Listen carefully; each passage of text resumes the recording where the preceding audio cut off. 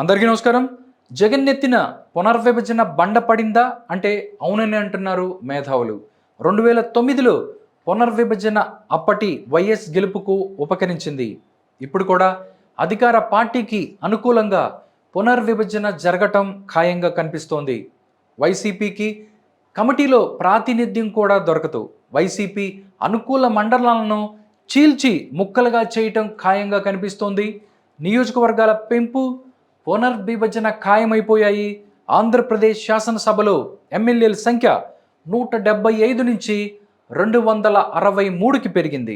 దాంతోపాటుగా లోక్సభ సభ్యుల సంఖ్య 25 నుంచి 38కి పెరుగుతాయని అంచనా వేస్తున్నారు.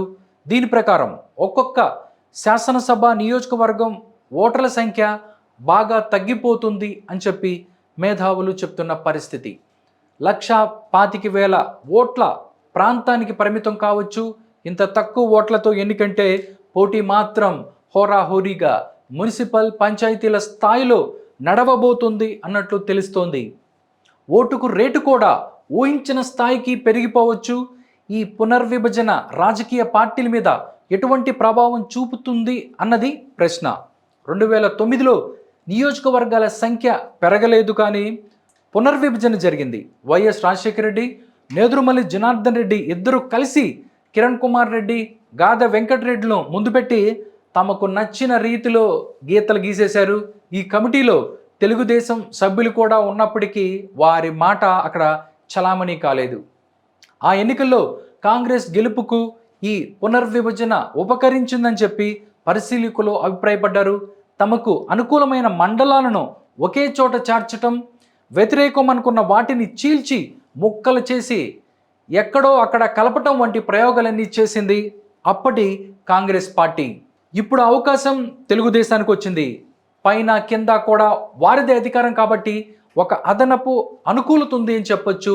ఈ పరిణామాలు వైఎస్ఆర్ కాంగ్రెస్ పార్టీని కలవరపెడుతున్నాయి. శాసనసభలో పట్టుమని 10 మంది కూడా సభ్యులు లేరు కాబట్టి, ఉన్నవాళ్ళు కూడా సభకు రావటం లేదు కాబట్టి వైఎస్ఆర్ కాంగ్రెస్ పార్టీకి కమిటీలో ప్రాతినిధ్యం లభించకపోవచ్చు. కేవలం కూటమి సభ్యులు మాత్రమే లోపలుంటే వారిష్ట ప్రకారం నియోజకవర్గాల గీతలు గీస్తారు. దానివల్ల తమ పార్టీకి నష్టం జరుగుతున్నది జగన్మోహన్ రెడ్డి యొక్క భయం. మహిళలకు 3వ వంతు స్థానాలు కూడా ఒక సమస్యగా మారచ్చు. వాటిలో పోటీ చేసే అభ్యర్థులను వెతికి పట్టడం ఒక ప్రయాస అయితే, వారికి పెట్టుబడి పెట్టడం మరింత కష్టమవుతుంది. ఈసారి ఎమ్మెల్యే ఎన్నికకు కనీసం 50 కోట్లు అవసరమని అంచనా వేస్తున్నారు. 263 సీట్లు అంటే దాదాపు 13,000 కోట్ల రూపాయలు కావాలి. ఆంధ్రప్రదేశ్లో ఎలక్షన్ చేయాలంటే కొన్ని చోట్ల అభ్యర్థులే భరిస్తారనుకున్న 10,000 కోట్లు తప్పనిసరిగా అవసరమవుతుంది. అంత సొమ్ము సమీకరించటం ఒక సమస్యగా భయపడుతుంటే, నియోజకవర్గాల సరిహద్దులు అధికార పార్టీకి అనుకూలంగా మారిపోవటం మరింత భీతి కలిగిస్తోంది.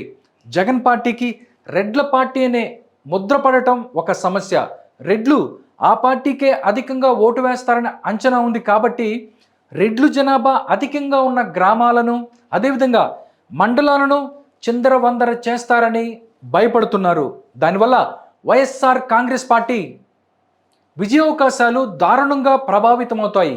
ఈ సమస్యను ఎదుర్కోవటం ఎట్లా అన్న ఆందోళన పార్టీ నేతలందరిలోనూ కనిపిస్తుంది. మరోసారి ప్రతిపక్షంలో కూర్చోవలసి వస్తుందేమో అన్న భయం వాళ్ళందరికీ నిద్రలో కూడా కనిపిస్తుంది, వినిపిస్తుంది అని చెప్పి అభిప్రాయం పడుతున్నారు అందరూ.